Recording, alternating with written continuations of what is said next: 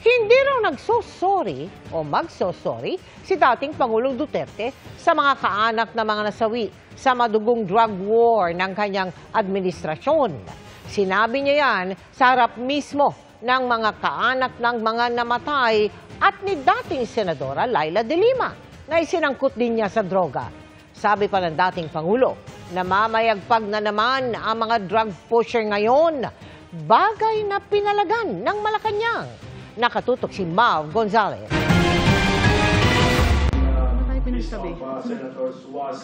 Maagang dumating sina dating Pangulong Rodrigo Duterte at Senadora Laila de Lima sa pagdinig ng Senate Blue Ribbon Subcommittee ukol sa gyera kontra droga ng administrasyon ni Duterte.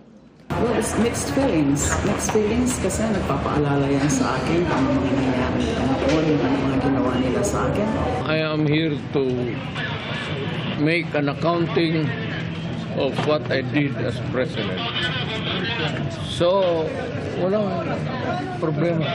Ito ang unang pagkakataong magkakaharap ang dalawa mula nang makulong si De Lima matapos siyang iugnay ni Duterte sa illegal drug trade sa Bilibid, mga aligasyong ibinasura rin ng Korte kalaunan.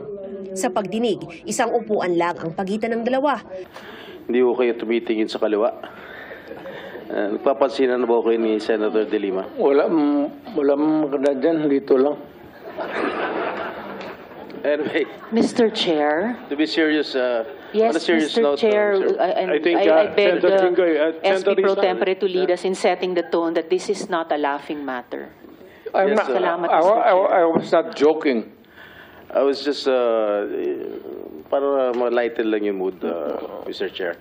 Sa harap ni De Lima at mga kaanak ng mga namatay sa ilalim ng Duterte drug war, sabi ni Duterte, hindi siya magsosorry.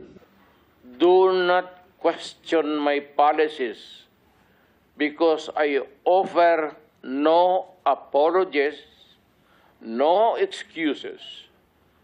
I did what I had to do. And whether you believe it or not, I did it for my country. For all of its successes and shortcomings, I alone take full legal responsibility sa lahat na nagawa ng mga pulis pursuant to my order. Ako ang managot at ako ang makulong, wag yung pulis na sumunod sa order ko. Kawawa naman, nagtatrabaho lang. Sobrang dami naman ata niyan para sabihin lamang na nanlaban lahat. We don't even have the death penalty. There is no honor in punishment like tokhang. It should not be an honor to be called the Punisher when thousands of innocent people, including babies, have died in your name. Hindi kailanman ipagmamalaki ng mga Pilipino ang war on drugs na yan. Para sa GMA Integrated News, Mav Gonzalez, Nakatutok, 24 Oras.